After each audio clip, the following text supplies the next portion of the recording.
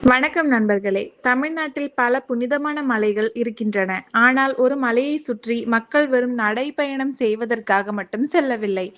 பக்தியோடு, நம்பிக்கையோடு, சில நேரங்களில் தங்களுடைய வேண்டுதல்களோடு ஆயிரக்கணக்கான மக்கள் அந்த மலையை சுற்றி நடந்து செல்கிறார்கள்.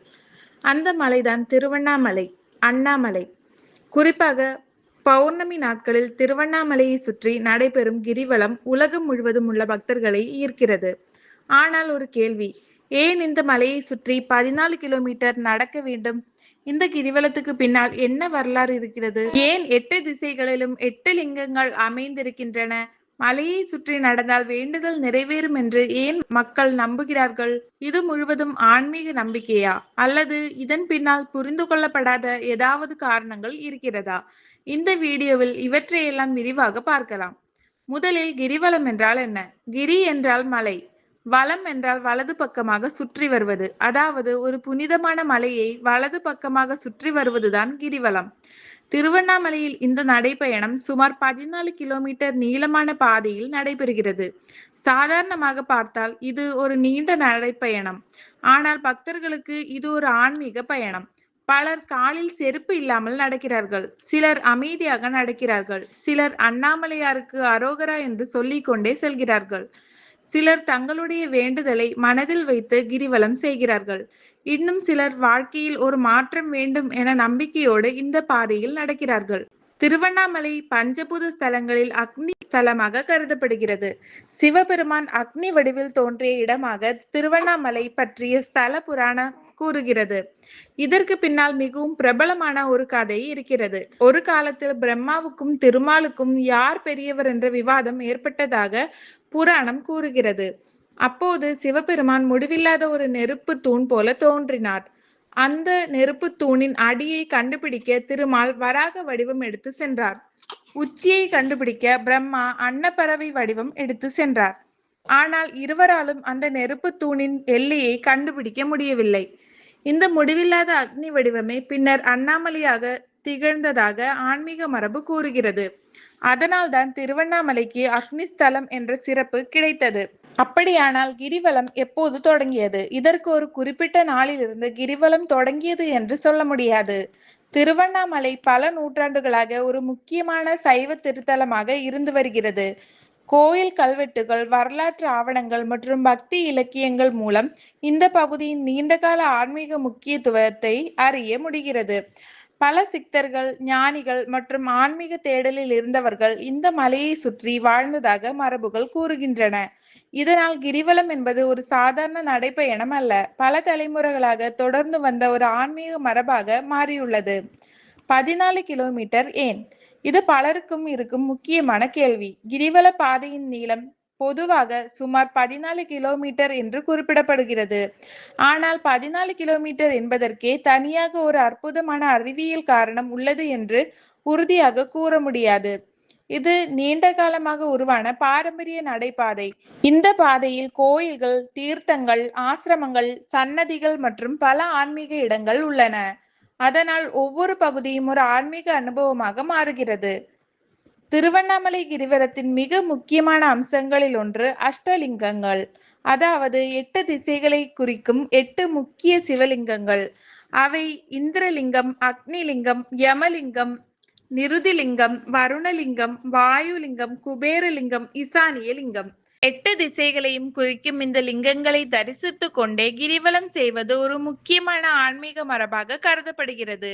ஒவ்வொரு லிங்கத்திற்கும் தனித்தனி சிறப்பு இருப்பதாக பக்தர்கள் நம்புகின்றனர். அதனால் கிரிவலம் என்பது மலையை சுற்றி நடப்பது மட்டுமல்ல, 8 திசைகளையும் கடந்து செல்லும் ஒரு ஆன்மீக பயணமாகவும் பார்க்கப்படுகிறது.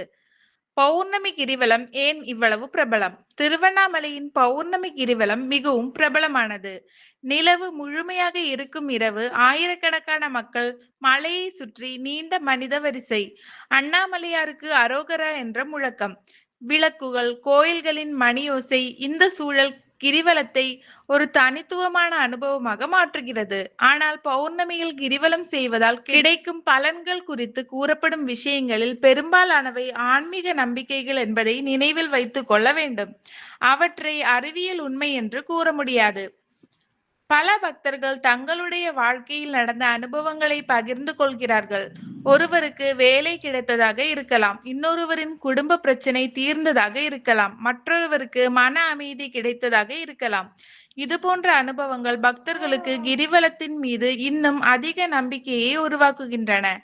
ஆனால் ஒவ்வொரு வேண்டுதலும் கிரிவலம் செய்ததால் மட்டுமே நிறைவேறுகிறது என்று அறிவியல் ரீதியாக நிரூபிக்கப்பட்ட தகவல் இல்லை. அதனால் இதை நம்பிக்கை மற்றும் தனிப்பட்ட அனுபவம் என்ற அடிப்படையில் புரிந்து கொள்வது சரியானது. அப்படியானால் கிரிவலத்தின் உண்மையான பலன் என்ன? இதில் ஒரு சுவாரஸ்யமான விஷயம் இருக்கிறது. 14 கிலோமீட்டர் தொடர்ந்து நடப்பது உடலுக்கு ஒரு நல்ல உடற்பயிற்சியாக இருக்கலாம். நடைபயிற்சி உடல் இயக்கத்தை அதிகரிக்கிறது. மேலும் பலர் கிரிவலத்தின் போது செல்போனை பயன்படுத்தாமல் அமைதியாக நடக்கிறார்கள். மந்திரம் அல்லது இறைவனின் பெயரை சொல்லிக்கொண்டே நடப்பதால் மனதில் ஒருவித கவனம் உருவாகலாம்.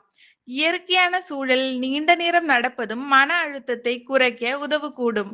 அதனால் ஆன்மீக நம்பிக்கையுடன் சேர்ந்து நடைபயிற்சி, மன ஒருமைப்பாடு, சமூக அனுபவம் ஆகியவை கிரிவலத்தை ஒரு தனித்துவமான அனுபவமாக மாற்றலாம்.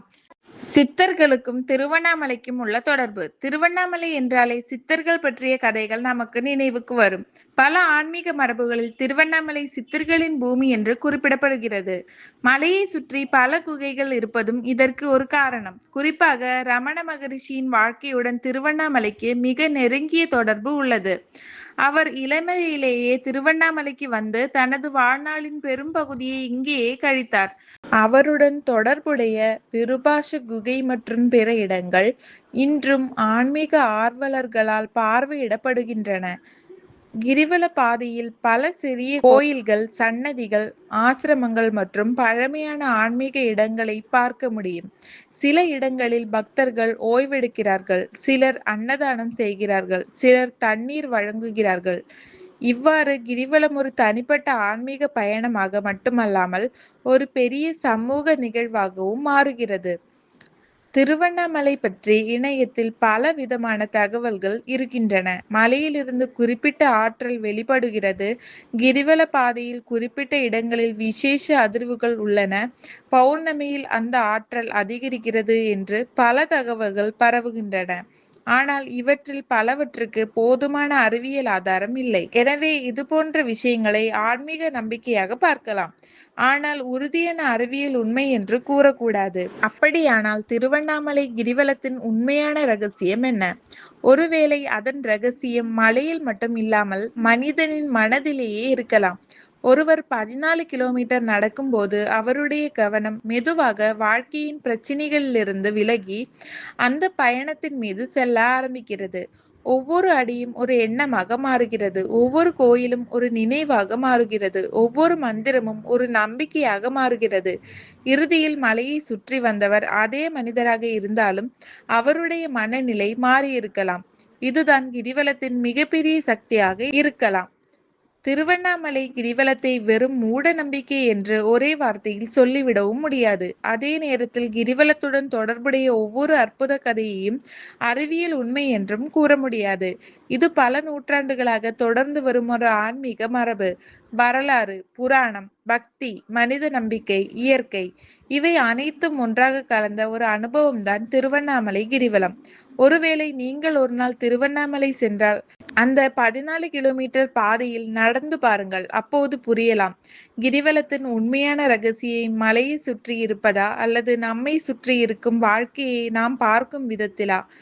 அண்ணாமலையாருக்கு அரோகரா. இந்த வீடியோ உங்களுக்கு பிடித்திருந்தால் லைக் செய்யுங்கள். திருவண்ணாமலை பற்றிய இன்னும் பல சுவாரஸ்யமான வரலாற்று மற்றும் மர்ம தகவல்களுக்கு சேனலை சப்ஸ்கிரைப் செய்ய மறக்காதீர்கள். நன்றி, வணக்கம்.